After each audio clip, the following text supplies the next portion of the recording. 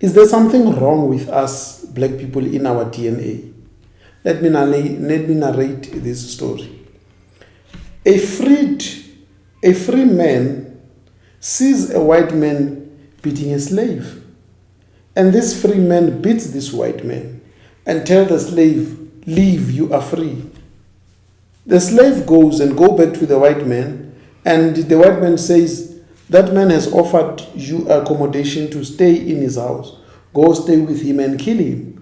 The slave goes and stays with the free man, and later that free man is not thinking that the slave could do anything. He backstabs this and kills and go back to the white man and says, "I have killed the man that you said I must kill." Sure. There's this tendency when we, and I'm not racist, there's this tendency when we find it easy to betray each other or find it easy to betray our nations as black people, and it has happened everywhere in Africa.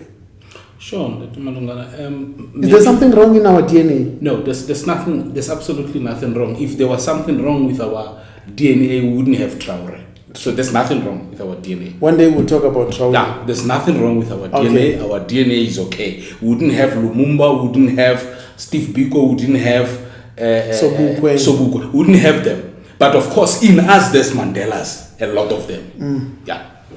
A lot of them. And the Buthelezis. There's Buthelezis. There's Mangopes. There's Mangopes amongst us. Yes. And that's where the challenge is.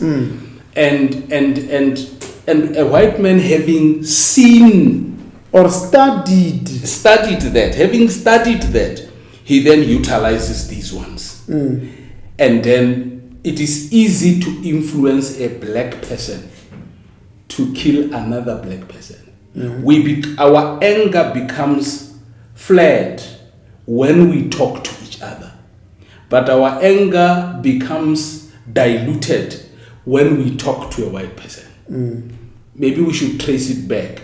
Where does it come from? Psychology tells us if you were to be oppressed for a very long time, maybe before we go to psychology, let's take it to the Bible.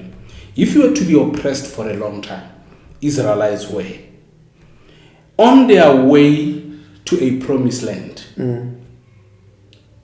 They saw Pharaoh and his soldiers coming. What did they say to Moses? They were rebelling against Moses. To say you should have. We were better off. In Egypt. But listen to what they say. They are not even saying we're better off and they stopped there. They say we're better off. At least we had cemeteries and tombs. Now we were eating. Yeah. So the absence of a cemetery and a tomb in a black mind, it's a problem. A black mind, when he walks with a cemetery and a tomb. And that's what an oppressed person does. For you to start to get a person to be free, you must turn his mind away from a cemetery. Once his mind is away from a cemetery, he can think life. And when you think life, you do not see anything as a disturbance. Your focus becomes life. But when you see a tomb and life, a cemetery and life, sometimes you deviate into a cemetery. It's easy to deviate into the cemetery. True. So that's how our people are.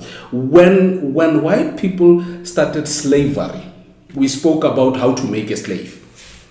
They made sure that psychologically we have no confidence in ourselves. And the worst punishment was not enslaving us. The worst punishment was producing a self-enslaving black person. That's the worst.